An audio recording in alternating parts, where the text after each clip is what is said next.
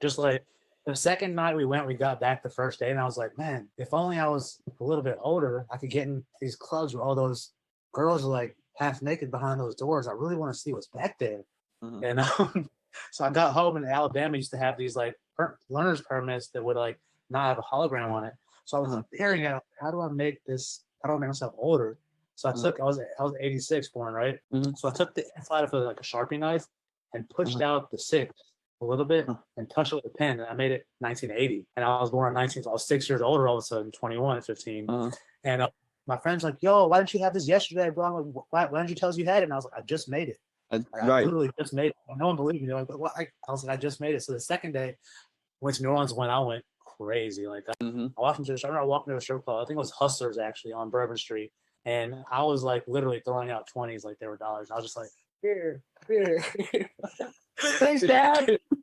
Like, thanks. So I was like, and like, we did it one more night, and and then I think my dad found out a couple days later, and then we're in his car on the way to Gainesville, Georgia, for Riverside Military Academy, which was my next stop, 6 to 7 months out there at Red Military School. And how was military school? You said, was this a little better? You said? Yeah, I mean, military school is just structure, man. Like, Riverside wasn't a horrible place. So I learned how to fight there.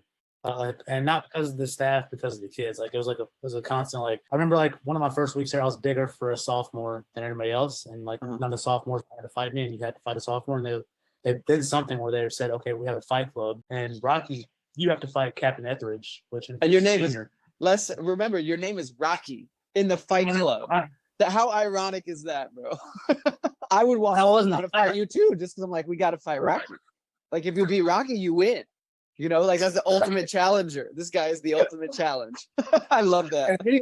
I've never been a fighter. I've always been like, what do you mean fight? Like, chill out, man. Let's go do something else. Relax. I had to fight. This is no big deal. Yeah, that's how it was. And like there, like I had to fight Captain Etheridge. And I remember like the first time I fought him, like the whole dorm, we had these tiny dorms with 2 beds on each side.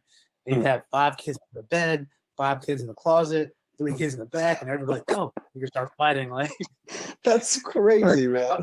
He was like 3 foot taller than me, and he's like in the 300-pound club because he got benches, down all that.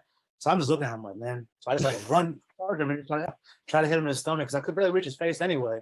I remember like looking up, and he kind of like smirking at me, and he just he backed me up with a jab and then hit me with like a hook or uppercut. I fell straight back into the bed, and my tooth bit the corner of the bed.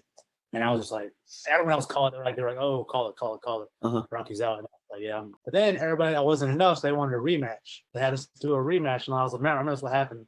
I went and talked to him. I was like, bro, like, you know you're gonna beat me. Like, I know you get paid, the money thing, this and that. Like, how about you let me come in a few times? You know what I mean? I'll give you my part of the money, so you get extra money, and then you just don't hit me as hard as it last time.